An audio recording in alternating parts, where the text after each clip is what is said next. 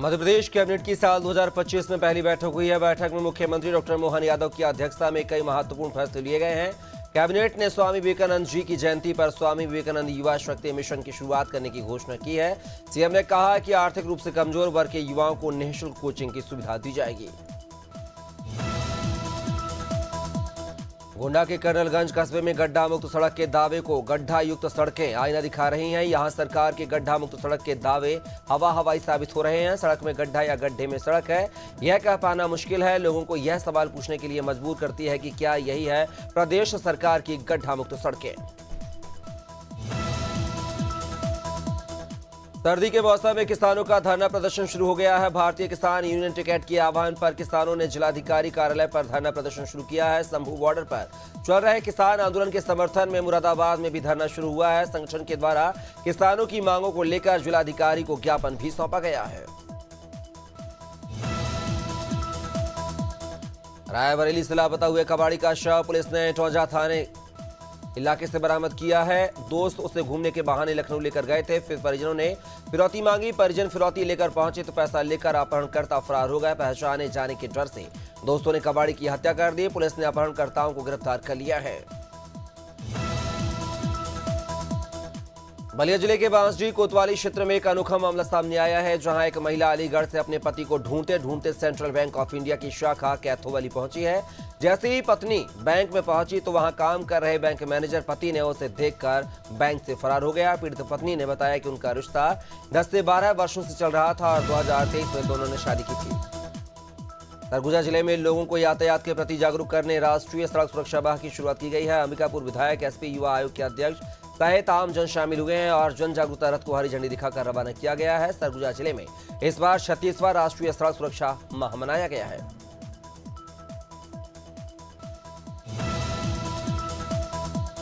भारत माता की प्रतिमा को डंपिंग यार्ड पर रखा गया है। मामले पर बीजेपी ने कांग्रेस को घेरा है। भाजपा जिला महामंत्री इंदर भगत ने कहा है कि इससे न केवल भारत माता का अपमान हो रहा है बल्कि नगर के नागरिकों और छात्र समुदाय की भावनाओं को भी आहत कर रही है। बीजेपी ने भारत माता की मूर्ति ससम्मान से भारत माता चौक पर स्थापित करने की मांग की है।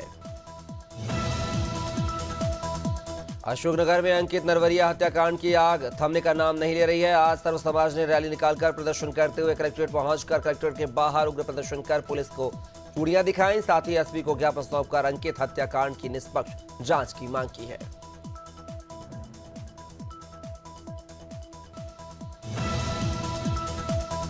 बाल मजदूरी के खिलाफ विदिशा सोशल वेलफेयर ऑर्गेनाइजेशन अभियान चला रहा है, जिसके अंतर्गत 11 बच्चों को बाल मजदूरी से मुक्त कराया गया है। तेंदुखेड़ा नरसिंहपुर जिले के करेली और कोतसा में पहुंचकर गुड़ भट्टी पर कार्य कर रहे 11 बच्चों को बाल श्रम से मुक्त करवाया गया है। बच्चों को बाल कल्याण समिति नरसिंहपुर के समक्ष पेश किया गया।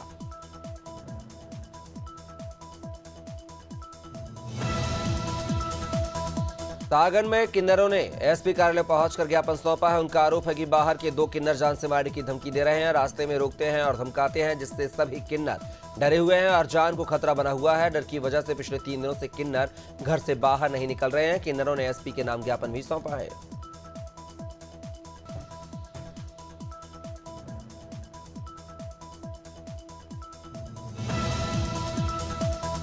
आयुष विभाग द्वारा जिला स्तरीय निःशुल्क स्वास्थ्य मेले का आयोजन खैरागढ़ अमलीपारा स्थित प्राथमिक शाला प्रांगण में किया गया है, जहां पहुंचे मरीजों को काढ़ा पिलाया गया है। डॉक्टरों द्वारा इस दौरान मरीजों का बीपी शुगर सहित स्वास्थ्य परीक्षण कर दवाइयों का वितरण किया गया है। वहीं 70 वर्ष से अधिक उम्र के लोगों का आयुष्मान कार्ड बनाने की सुविधा भी यहां पर प्रदान की गई थी।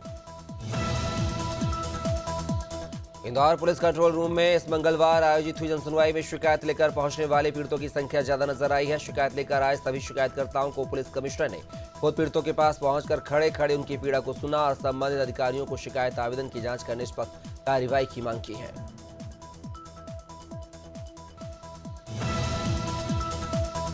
हापुड़ में किसान यूनियन की दबंगई देखने को मिली है, जहां एक ट्रैफिक कर्मी को किसान यूनियन के फोटो खींचना भारी पड़ गया है। इस दौरान किसान यूनियन के लोगों ने ट्रैफिक कर्मी को खूब खरी खोटी सुनाई है।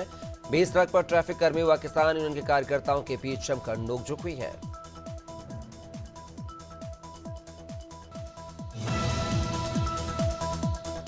ग्वालियर पुलिस ने में एक टैटू आर्टिस्ट द्वारा एक नाबालिग किशोरी को अपहरण कर उसे जबरन अपने साथ इंदौर ले जाने और किडनी किशोरी मफिया किशोरी से दुष्कर्म करने की वारदात को अंजाम देने का मामला सामने आया है। नाबालिग किशोरी को पुलिस ने बरामद करने के बाद आरोपी को गिरफ्तार कर मामला दर्ज कर लिया है।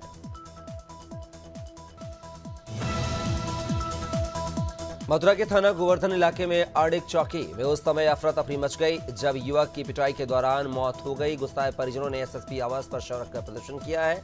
आपको बता दें कि 1 जनवरी को यादव समाज के कुछ युवकों ने दलित युवक की पिटाई कर दी थी। वहीं इलाज के दौरान आज दलित युवक की मौत हो गई। यूपी के फतेहपुर जिले के पटेल नगर निकट एलआईसी ऑफिस के पास लोकल फॉर वोकल को बढ़ावा देने के लिए फतेहपुर हस्तशिल्प प्रदर्शनी व महोत्सव का शुभारंभ क्षेत्रीय नव उद्यमियों को बढ़ावा देने का बड़ा प्रयास किया जा रहा है। वहीं हस्तशिल्प महोत्सव का शुभारंभ पुलिस विभाग के अधिकारी राजेश शे ने किया है। एसडीएम लाहौर विजय यादव ने दबोह आलमपुर क्षेत्र में मजदूरों माफी चाहेंगे स्कूलों का निरीक्षण कर व्यवस्थाओं का अवलोकन किया है। शिक्षा की वास्तविक स्थिति का जायजा लिया है। एसडीएम बड़ागांव माध्यमिक विद्यालय नंबर 2 पहुंचे जहां उन्होंने 11:35 पर स्कूल में ताला लगा पाया था। लापरवाही को देखते हुए एसडीएम ने हेडमास्टर को नोटिस जारी कर 2 दिवस में जवाब मांगा है। मसूरी मोतीलाल नेहरू मार्ग पर एक कार के ब्रेक फेल हो गए हैं जिसकी चपेट में सड़क किनारे खड़ी 3 कारें आ गई हैं। पूरी तरीके से कारें क्षतिग्रस्त हो गई हैं। घटना के बाद क्षेत्र में हड़कंप मच गया है और सड़क के दोनों ओर वाहनों का लंबा जाम लग गया। हालांकि इस पूरे हादसे में किसी प्रकार की जानहानि नहीं हुई है। घटना की जांच की जा रही है।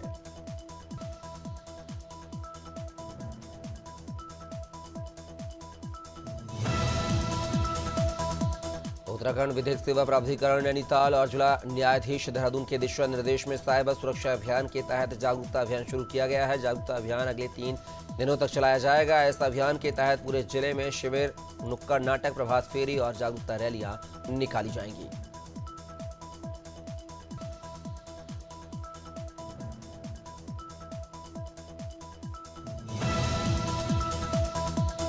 योगा खिलाड़ी कविता पांडेय ने देहरादून में आयोजित राज्य स्तरीय योगा आर्टिस्टिक प्रतियोगिता में स्वर्ण पदक जीतकर उत्तराखंड का नाम रोशन किया है। बता दें कि खटीमा की रहने वाली युवा योगा खिलाड़ी कविता ने योग गुरु बाबा रामदेव के पतंजलि आचार्य कुलम से शिक्षा प्राप्त की है। उनके पिता प्रेम बल्लभ पांडेय भारतीय सेना में कार्यरत है।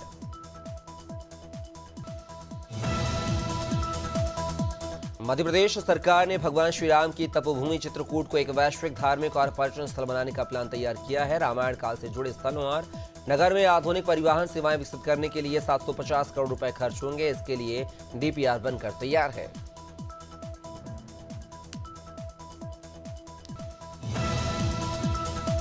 मथुरा के जिला अस्पताल में चेकअप कराने आए ट्रैफिक कांस्टेबल की साइलेंट अटैक से मौत हो गई है। दरअसल ट्रैफिक कांस्टेबल जितेंद्र पाल को ड्यूटी के दौरान घबराहट हुई थी, जिसके बाद वे जिला अस्पताल पहुंचे, लेकिन अस्पताल पहुंचते ही ट्रैफिक कांस्टेबल ने दम तोड़ दिया। वहीं घटना की जानकारी लगते ही पुलिस के अधिकारी भी मौके पर पहुंचे। उत्तराखंड में निकाय चुनाव के मद्देनजर पुलिस अवैध शराब, मादक पदार्थ तथा नशा कारोबारियों पर लगातार कार्रवाई कर रही है। पुलिस ने चेकिंग के दौरान अब तक 4000 लीटर से अधिक अवैध शराब, जिसकी कीमत 16 लाख रुपए से अधिक बताई जा रही है। वहीं 6.5 करोड़ की कीमत के मादक पदार्थ जब्त किए हैं।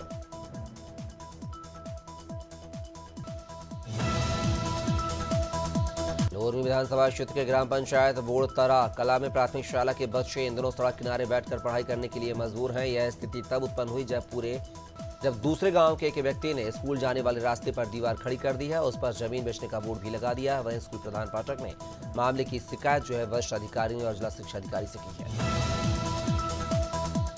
पूर्व नगर पंचायत अध्यक्ष असीम राय की हत्या को आज पूरा 1 साल हो गया है। वहीं पूर्व नगर पंचायत अध्यक्ष की हत्या के आरोप में कांग्रेस की नगर पंचायत अध्यक्ष बप्पा गांगुली और साथ ही कई कांग्रेसी नेता जेल में हैं। वहीं असीम राय की पुण्यतिथि पर भाजपा कार्यकर्ता और क्षेत्र के लोगों ने उन्हें भावपूर्ण श्रद्धांजलि अर्पित की है।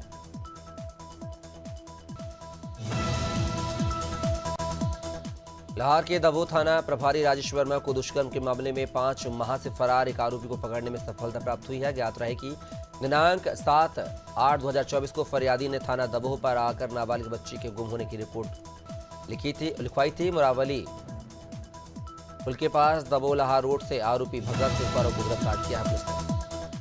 नीमच जिला मुख्यालय पर अवैध रेती से भरे ट्रैक्टर और डंपर ओवरलोडिंग मुख्य मार्ग पर प्रवेश करते हैं, लेकिन इन्हें रोकने वाला कोई नहीं है। यहां तक कि ओवरलोडिंग ट्रैक्टर बिना नंबर के मुख्य सड़क मार्ग पर स्टंट करते हुए आम राहगीरों के लिए जानलेवा बने हुए हैं। अगर पत्रकार इन घटनाओं को, इस अवैध रेत के परिवहन को अगर दिखाते हैं, कवरेज करते हैं तो उन्हें भी धमकाया जाता है। नारायणगढ़ जिले के वनांचल क्षेत्र सालीवारा में एक महिला ने प्रसव होने के दौरान रास्ते में ही एम्बुलेंस में बच्चे को जन्म दे दिया है।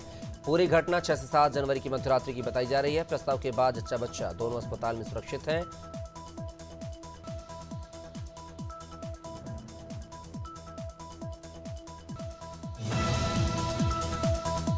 कौशाम्बी के कुखरा थाना इलाके के मधुवन तिराहे में एक दुकानदार को बकाया रुपए मांगना भारी पड़ गया है। दबंग धर्मेंद्र शुक्ला और उसके साथियों, जिसमें सूरज पांडे को कट्टे की नोक पर जमकर पीटा गया और मोबाइल तोड़ दिया गया, जिसकी शिकायत पीड़ित ने थाने में दर्ज कराई है। वहीं केस दर्ज होने के बाद आरोपी पीड़ित को व्हाट्सएप पर लगातार जान से मारने की धमकियां दे रहा है।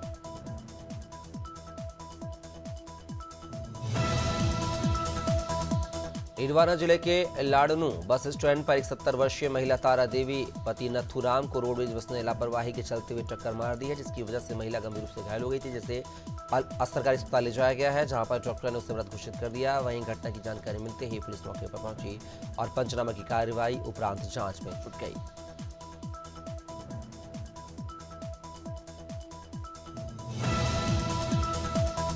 ईडवाना जिले के मौलासर तहसील के नजदीकी ग्राम बांसा में लगातार लोक देवताओं की मूर्तियों को लेकर विवाद गहराता जा रहा है। पक्ष विपक्ष दोनों की ओर से लगातार ज्ञापन दिए जा रहे हैं। बयानबाजी का दौर जारी है, लेकिन प्रशासन इस पर अब तक कोई संज्ञान नहीं ले पाया है। वहीं आज एक बार फिर ग्रामीणों ने जिला कलेक्टर को ज्ञापन सौंपा है।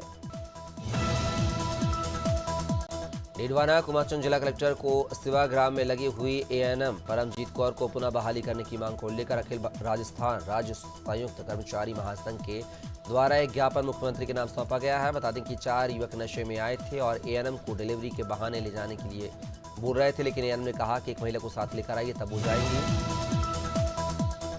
भरतपुर के बयाना में ब्लैक कलर की स्कॉर्पियो ने एसपी की सरकारी गाड़ी को टक्कर मार दी है। ड्राइवर स्कॉर्पियो छोड़कर खेतों में फरार हो गया है। स्कॉर्पियो में मिली केमिकल की खाली 14 कैन मिली हैं। स्कॉर्पियो चालक के खिलाफ टक्कर मारने का मामला दर्ज किया गया है। मामले की जांच सब इंस्पेक्टर करतार सिंह को सौंपी गई है।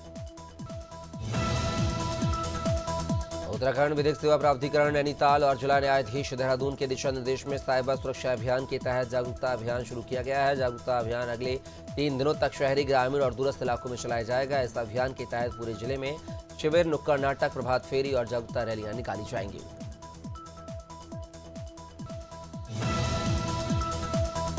मथुरा से सांसद और फिल्म एक्ट्रेस हेमा मालिनी ब्रज के चौमुखी विकास के लिए लगातार काम कर रही हैं। इसी के तहत उन्होंने national highway authority of India, नगर निगम और प्रशासनिक अधिकारियों के साथ बैठक की है। हेमा मालिनी ने श्रद्धालुओं की सुविधाओं और ट्रैफिक व्यवस्थाओं पर चर्चा की है। साथ ही संबंधित अधिकारियों को कई निर्देश भी दिए हैं।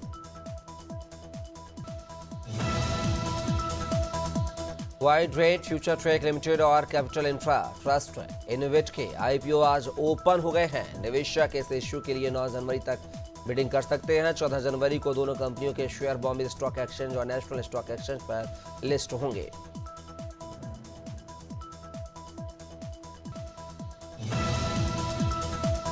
आज सेंसेक्स में 400 अंक से ज्यादा की तेजी देखने को मिली है। ये 78,300 के स्तर पर कारोबार कर रहा है। निफ्टी में भी करीब 150 अंक की तेजी है। ये 23,750 के स्तर पर कारोबार कर रहा है। सेंसेक्स के 30 शेयरों में से 27 में तेजी और केवल 3 में गिरावट है, तो वहीं निफ्टी के 50 शेयरों में से 46 में तेजी और 4 में गिरावट है।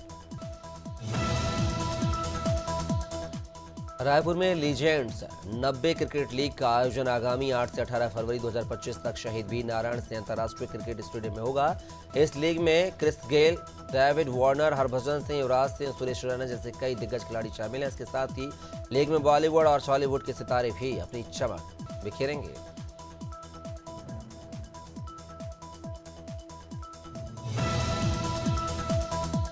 भारतीय टीम को ऑस्ट्रेलिया के खिलाफ खेली गई बॉर्डर गावस्कर ट्रॉफी 2024-25 में 1-3 से हार का सामना करना पड़ा है। ऑस्ट्रेलिया ने न सिर्फ 10 साल बाद बॉर्डर गावस्कर ट्रॉफी पर कब्जा जमाया है, बल्कि भारतीय टीम को WTC फाइनल की रेस से पूरी तरह बाहर करते हुए खिताबी मुकाबले में जगह बना ली है। भारतीय टीम को अब इस हार का बदला लेने के लिए काफी लंबा इंतजार करना होगा।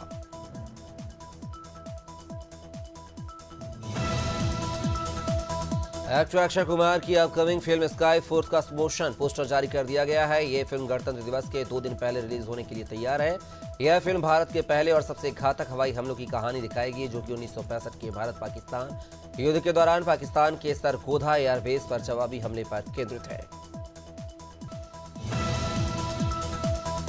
अमेजन प्राइम वीडियो की most awaited crime thriller web series Paatal Lok 2 का ट्रेलर जारी कर दिया गया है। पहले सीजन की तरह सीजन 2 में भी रोमांचक और खौफनाक कहानी देखने को मिल सकती है। इस सीजन का निर्देशन अविनाश अरुण धवारी ने किया है। इस सीरीज को 17 जनवरी को प्राइम वीडियो पर भारत सहित 240 देशों और क्षेत्रों में स्ट्रीमिंग की जाएगी।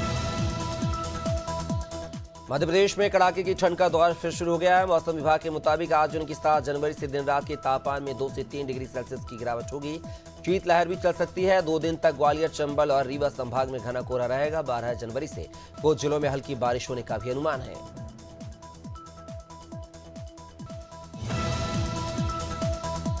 छत्तीसगढ़ के गोरेला पेंड्रा मरवाही जिले में शीतलहर चल रही है। सुबह घना कोहरा छाया रहा है और विजिबिलिटी बेहद कम रही है। प्रदेश में अगले 2 दिनों तक न्यूनतम तापमान में ज्यादा गिरावट बदलाव होने की संभावना नहीं है। मौसम विभाग के अनुसार उत्तर भारत से आ रही सर्द हवा से तापमान गिरेगा, ठंड और बढ़ेगी और वहीं अगले 5 दिनों तक मौसम ड्राई रहेगा।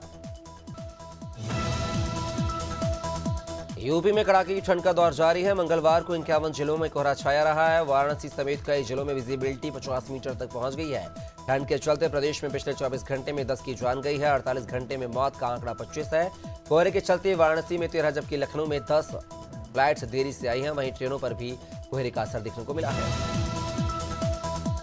जम्मू कश्मीर और हिमाचल प्रदेश में हो रही बर्फबारी का असर प्रदेश पर पड़ रहा है। इसके साथ ही पछुआ हवा चल रही है, इससे कनकनी बढ़ गई है। इससे बिहार में पिछले 1 सप्ताह में कड़ाके की ठंड पड़ रही है।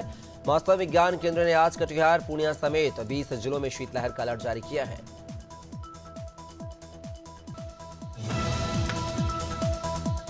झारखंड में पश्चिमी विक्षोभ का असर दिख रहा है। बादल छाने की वजह से पिछले 24 घंटे में रांची सहित 15 जिलों का तापमान 2 डिग्री तक बढ़ गया है। सोमवार को लोगों को कंपकपानी ठंड से राहत मिली है। मौसम विभाग के अनुसार अगले 4 दिनों में पारा 4 से 5 डिग्री में जो है गिरावट आएगी। वहीं 10 जनवरी तक सुबह कोहरा धुंध छाया रहेगा। राजस्थान में अगले 3 दिन तक सर्द हवा का असर रहेगा। बीकानेर, जयपुर और भरतपुर संभाग के जिलों में उत्तरी हवा के असर से शीतलहर की स्थिति बनी रहेगी। इन संभाग के जिलों में तापमान में 2 से 3 डिग्री सेल्सियस तक की गिरावट हो सकती है। आज प्रदेश के 6 जिलों में शीतलहर का अलर्ट जारी किया गया है और 20 जिलों के स्कूलों में छुट्टी भी कर दी गई है। सागर जिले में बीजेपी विधायकों के बीच चल रही खींचतान खत्म होने का नाम नहीं ले रही है। खुरई विधायक भूपेंद्र सिंह और मंत्री गोविंद सिंह राजपूत के बीच विवाद अभी थमा भी नहीं था कि अब सागर विधायक शैलेंद्र जैन के खिलाफ देवरी नगर परिषद के पार्षदों ने मोर्चा खोल दिया है और सागर विधायक शैलेंद्र जैन पर देवरी विधानसभा में हस्तक्षेप करने का आरोप लगाया है। बीजेपी प्रदेश मीडिया प्रभारी आशीष अग्रवाल ने कांग्रेस पर तंज कसा। उन्होंने पूर्व सीएम कमलनाथ को प्रवक्ताओं की सूची की जानकारी की खबर नहीं बताने पर कहा है कि कमलनाथ जी का दर्द अब विचित्र हो गया है, छुपाया भी नहीं जाता और बताया भी नहीं जाता है। जीतू पटवारी ने अध्यक्ष बनने के बाद कमलनाथ दिग्विजय सिंह के गुट को कमजोर किया है।